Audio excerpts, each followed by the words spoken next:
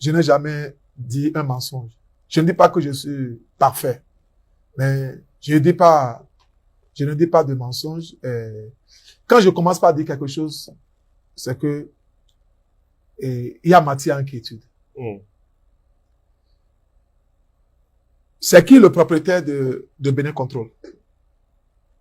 Vous savez, je vais vous raconter au peuple béninois une histoire. Je vais vous informer de quelque chose. Il faut beaucoup prier pour le président Yahi Boni. Je vais vous raconter une histoire. Quand Patrice Talon a amené cette histoire de Bénin Control, au départ, le président Yahi Boni a vu que c'était une bonne chose. Les douaniers sont allés le voir, ils lui ont dit, ouh, président, ça là, c'est un grand problème pour notre pays. Ce n'était pas lui. Il a dit, dites-moi, pourquoi on peut pas faire un truc comme ça? Ils lui ont montré que c'est pas possible. Il a appelé Kogi. Il a appelé son neveu. Ils étaient dans son bureau, qui s'appelle Bagoudou, qui est du PR aujourd'hui. Et ils ont appelé, comment il s'appelle, Talon, à la présidence. Et le président lui a dit, en face, il lui a dit, écoutons l'histoire de PBI là, ça ne va pas marcher. Vous savez ce qu'il a fait? Peuple béninois, vous savez ce qu'il a fait? Il est sorti de la présidence, il a fermé la porte. Il a dit, jamais ça ne se passera pas. C'était la dernière fois qu'il a parlé avec le président Yahi Boni. Et c'est là où on en est aujourd'hui. Nous, on va pas lui fermer la porte, on va l'arrêter. Vous comprenez? Il ne fera plus jamais ça. Il ne se comportera plus comme un voyou. Parce que tout lui est permis aujourd'hui d'être un chef d'État. Il a manqué du respect au président Yahi Boni. Il est sorti de ce bureau, il a fermé la porte. Il a menacé, il a tenté de le tuer. Il a tout fait. Vous savez, il a tout fait pour venir. Il est venu au pouvoir. Je vous donne la genèse. Pourquoi il est le patron. Il est affilié à une société qui s'appelle Astra, ou bien Atral. Le Bénin faisait la drogue, on n'a jamais su ça. C'est moi qui ai amené les chiens au Bénin. J'ai amené les chiens dans le cadre de la mise en place de South Africa Airways. On nous a dit que le Bénin est un centre de drogue. On a amené des chiens pour faire le contrôle. Dans la même semaine, on a attrapé beaucoup de trafiquants de drogue, y compris une Sud-Africaine. Mais les Béninois étant forts, ils ont mangé tous les chiens que j'ai amenés. Ça, c'est une parenthèse. On a attrapé un conteneur au port de Cotonou à 1h du matin et le propriétaire se connaît. C'est pour ça que je ne dis pas les choses au hasard. Avec les chiens. Bénin Control a été suspendu. La guerre a commencé avec... Yahi n'a plus fonctionné depuis 2012-2013, son deuxième mandat. Parce que il a empêché quelqu'un qui manque de respect. Alors que les gens me disent, pourquoi vous parlez mal au président? Il a fermé la porte à un chef d'État. Il a menacé. Vous comprenez? Il faut que les Béninois commencent par se mettre dans notre peau pour savoir. Parce qu'on sait de quoi on parle, on sait où on va. Voilà la personne qui s'est comportée. Et le président l'a pardonné, il est venu, il a fait élection, il a gagné. Voilà là où on en est. Il a voulu l'enfermer. Et maintenant, il a mis en place, la première des choses à faire, c'est de mettre en place Bénin Control. Vous savez, Bénin Control, aujourd'hui, la douane, selon nos informations, c'est une vérité, ne fait plus rien au pays. Ils font seulement le constat. Le président de la République a une deuxième entreprise qui s'appelle Web, qui reste dans une de ses maisons. C'est eux qui font l'évaluation et c'est eux à qui on paie. La douane ne fait rien, ils signent. Donc, aujourd'hui, dans notre pays, il y a deux sociétés qui gèrent notre port.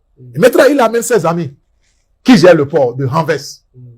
Et depuis que ceux-là sont là, avec les informations que j'ai, avec une structure internationale, je ne vais pas appeler le nom, le flux de drogue qui vient dans notre pays est très élevé. Et qui a le scanner au port? C'est Bénin Control. Qui fait l'évaluation des marchandises? Bénin Control. Qui est le propriétaire? Patrice Talon. Donc, depuis quelque temps, avec nos informations, avec la communauté internationale, chaque fois, par exemple, quand vous voulez arrêter les gens au niveau de la drogue, quand vous voyez ça, vous ne arrêtez pas ça. Vous allez jusqu'à la destination. Pour savoir qui sont les... Parce que c'est des gens dans la drogue, ils ont toujours une manigance pour éviter que ce soit eux. Parce qu'ils font ça de façon très, très organisée. C'est toujours difficile de savoir qui est le vrai propriétaire. Ouais. En Afrique, nous, on s'en fout. Mais, les rapports qu'on a eu sur le plan international, Bénin Contrôle doit être en mesure. On a un commissaire qui s'occupe, comment on appelle-t-on, de la lutte contre la drogue. Ce commissaire-là, si un jour il va faire confession, il va dire beaucoup de choses. Mais ils vont tout faire pour dire qu'il a fait une faute. Et pour le laisser, pour le libérer. Hein? Parce que il n'en est pour rien. Il a signé. La drogue qui a été arrêtée récemment au Bénin, nous tous on suivait ça. On suivait ça.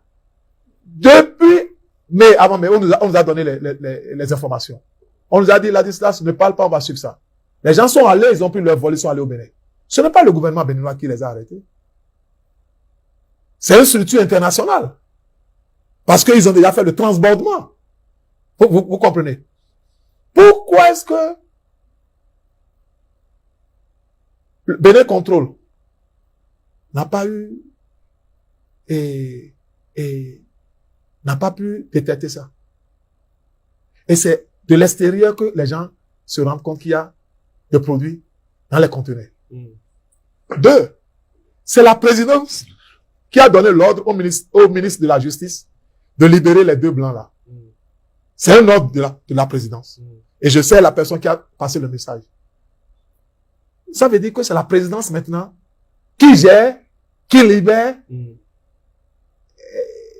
qui s'ingère dans une affaire de drogue. Alors qu'il y a d'autres qui sont en France, on dit qu'ils sont... Je ne vais pas me mêler de ça.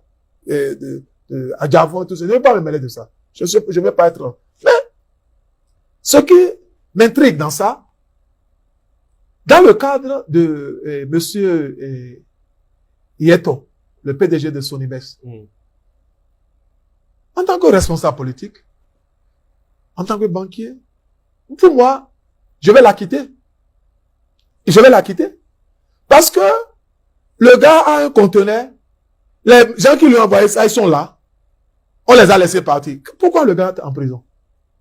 Aujourd'hui, c'est vrai, ils ont fait une comédie pour le garder parce qu'il est complice avec eux. Ça ne me concerne. Mais je vais parler de la logique. Il est complice avec eux. Donc, ils lui ont dit de tomber dans les escaliers pour faire semblant comme quoi il est malade pour qu'on l'envoie à l'hôpital. Ça, c'est autre chose.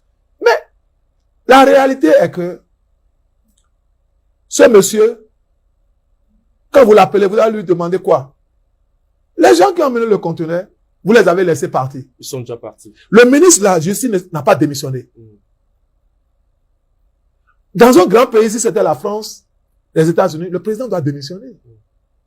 C'est sa société. Son ministre a fait, c'est celui qui a donné l'ordre. Pourquoi le gars a passé par l'aéroport, ils ont quitté le pays? La police est où? Il faut que le patron de la police démissionne. Donc, c'est pourquoi il n'y a pas autre chemin pour dire que Talon lui-même, il est le cartel de la drogue au Bénin. C'est lui-même qui vend ça. C'est le patron. Et c'est avec l'argent là. Je suis allé dans un pays. On m'a dit, mais votre président, il dépense de l'argent. Vous n'avez pas le pétrole au pays. Je dis, moi-même, je me pose la question. Il trouve l'argent où? Il trouve l'argent où? Il n'a jamais été riche. C'est un rafistoleur. J'étais au temps de Yahi. Il a demandé à une de ses ministres qui est encore avec lui, qui va faire la prison dans les jours à venir, et qui a été ministre des Finances, qui lui a payé 8 milliards sans l'accord de gouvernement. Parce qu'il est dans la magouille. C'est un gars qui fait les magouilles. C'est un patron de magouille. C'est des gens qui sont patrons dans rafistolage, dans des ajustements, pour gagner les marchés. Ils n'ont jamais créé une entreprise. Ils n'ont jamais créé une entreprise. Ils n'ont qu'à venir avec nous, échouer comme nous, sans avoir $100, sans rien manger des fois, se réveiller et se reconstruire. Un homme d'affaires se bâtit. Mais il ne se bat pas au derrière le dos de l'État. Donc, ce que je veux dire, c'est que sur cette affaire de drogue-là, le présumé numéro 1, je ne vais pas impliquer tout le gouvernement, c'est le président de la République. Il y a un ministre qui a fait une faute. Il n'est pas encore chassé, il n'a pas encore démissionné. Et au niveau du port, la société qui reçoit les drogues dans notre pays appartient à qui? Au président de la République. Qui d'autre peut être celui-là? Il faut un pasteur, il faut un prédicateur, il faut quelqu'un d'autre. Patrice Talon est le patron de la drogue. Nous avions fait déjà un dossier. Nous sommes en train de mettre les éléments dedans. Hein? Il est le patron de la drogue dans la sous-région. Je vois. Ok. Donc, cela veut dire nous n'avons pas besoin d'un prophète pour confirmer par rapport aux réalités sur le terrain que c'est lui-même le créateur de Benin Control qui est, au fait, lui-même drug dealer, on peut dire ça comme ça. Voilà. C'est ce que a dit son Excellence Dr Ladislas Prosper Agbessi. Alors, son Excellence, nous allons vous poser la question de savoir, ne voyez-vous pas que quelles que soient les menaces de l'opposition dont vous faites partie, le chef de l'État, Patrice Talon, semble être inconcerné sur toutes vos démarches menées? Vous savez, il y a une chose, vous savez, il y a ce qu'on appelle le riz jaune. Vous avez entendu parler, on dit à quelqu'un qui fait un riz jaune. C'est-à-dire, c'est quelqu'un, malgré lui, il sourit. Et nous, on pense que le travail qu'on a fait donne ses fruits. Les frontières sont fermées. Il n'y a pas assez de revenus dans le pays. Le déficit budgétaire est très élevé. On ne fait qu'endetter le pays. Ils ne sont pas vus sur la communauté internationale. C'est Ouattara qui lui fait la chance d'être dans les sommets à Abidjan. La dernière fois, ECOWAS, il n'est pas espéré. C'est le ministre des Affaires étrangères qui a espéré. Il était parti là-bas en tant qu'intrus. Donc, le gars, il sait ce qui se passe. Il sait ce qui se passe. Et ils savent la pression économique qu'on a mis sur eux. Et ils savent de quoi est-ce qu'on est capable. Ce n'est pas les Béninois qui sont dans les réseaux sociaux. Lui-même, en tant que personne, il sait à quoi il a affaire. Il peut faire semblant de dire que je m'en fous. On verra. Et vous savez, dans la vie, tous ceux qui sont restés au pouvoir, même toute personne qui est au pouvoir, ils se disent, oh, rien ne se passera. Oh, on va faire tout, ils ne feront rien. C'est le langage que tout le monde a. Jusqu'à ce que les réalités vous confrontent et vous échouez, lamentablement. Il faut vous rappeler, Saddam Hussein, même quand les Américains tiraient, il dit non, son conseiller, Tikri, il dit, oh, ils sont